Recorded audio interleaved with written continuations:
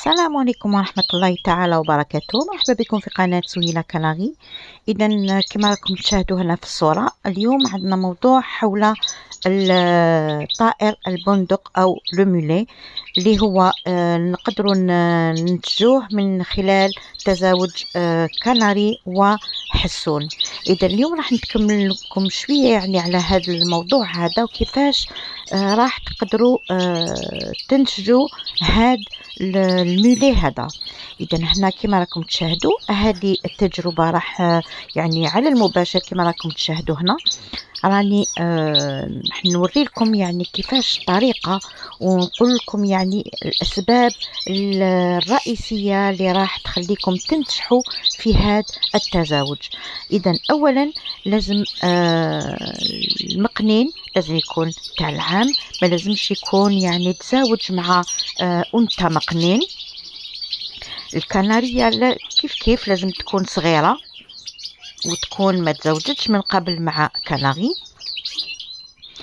من الأحسن تجيبوهم صغار، وحتى وإن قدرتوا تحطوهم في قفص كيف يسقطوا كيف هذا يكون أحسن. أنا هنا الكنارية كانت عايشة مع ملي زادت هي مع المقانن صغار. هاد المقنين هذا اللي راكم تشوفوا فيه معاها مقنين خلوي كما راكم تشاهدوا، صغير ما عمره ولا تزاوج مع مقنينه. اني نحاول كما راكم تشاهدوا هنا، شوفوا مازال راني في 10 ساعات من الاضاءه، مازال وقت تاع التزاوج مليح، مازال مانيش نوجدهم.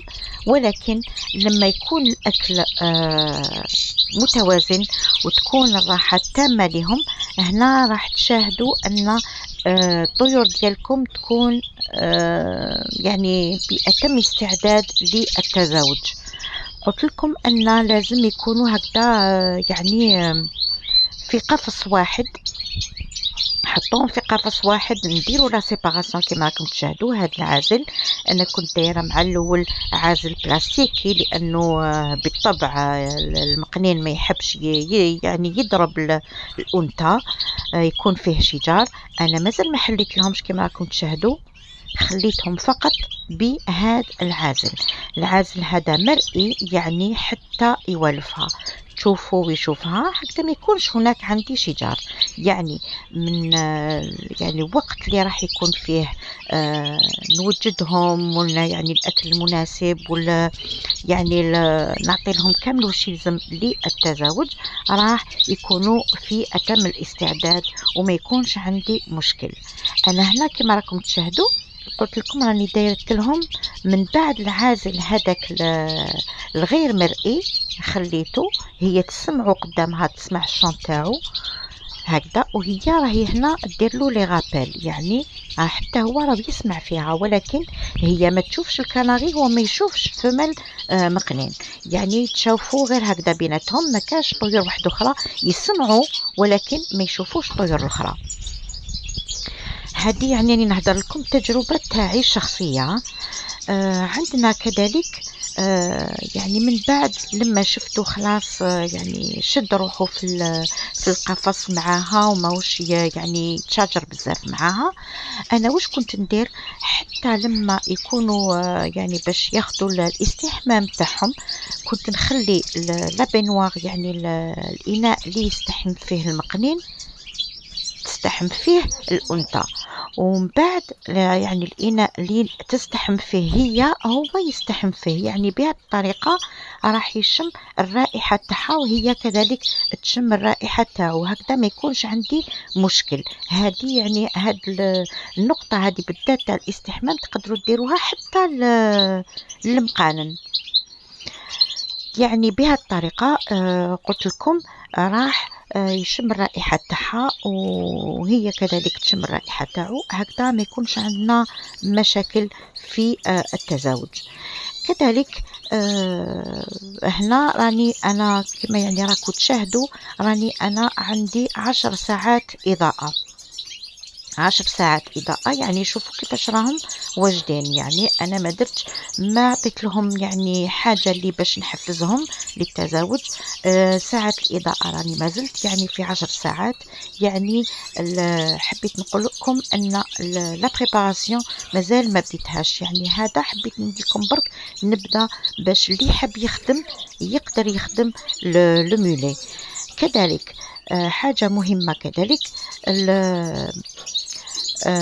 موسم الراحة لازم نعاود نولي ليه لما يكون الطير يعني ارتاح. أكيد راح تكون عندك نتيجة. وهنا كما راكم تشوفوا هيديك النتيجة أمامكم. قلت لكم ما زلت في 10 ساعات إضاءة ومازال ما بديتش يعني مرحلة التجهيز. إذا هكذا راح يعني تلاحظوا ان يعني في هذه المرحله هذه ما رانيش تلقتهم. قلت لكم كاين عازل. اذا دو طون زون طون يعني في بعض الاحيان راح نحو العازل كما راكم تشاهدوا هنا. شوفوا يعني لو كوبل راهم هنا نعرفوا باللي ما كاش شجار. شوفوا المقنين وشوفوا الكنارية يعني ما راهمش ما كاش شجار بيناتهم. انا هنا واش ندير؟ هنا نخليهم حوالي 10 دقائق قدامي هكذا نعسهم حتى ما يكونش شجار هكذا ما كما نقول ما يشدوش الشحنه بيناتهم. من بعد واش نعاود ندير؟ نعاود نرجع العازل هذاك الغير مرئي. وعلاش هكذا؟ باش نخلي المقنين هو يحوس عليه ويتحوس عليه بهذوك لي غابيل. يعني بنفس الطريقه نخدموا بنفس الطريقه تاع المقنين. إذا إن شاء الله نكون فدتكم بهذه المعلومة هذه. نخليكم يعني في رعاية الله وحفظه. ونقول لكم انتظروا دائما الجديد. راح نكمل معكم هذا الموضوع تاع ليمولي. راح يعني نعاود ندير لكم اون اوتر فيديو في وقتها يعني وقت تاع التزاوج وهكذا باش تشوفوا بعينكم. اذا نقول لكم في رعاية الله وحفظه والسلام عليكم ورحمة الله تعالى وبركاته.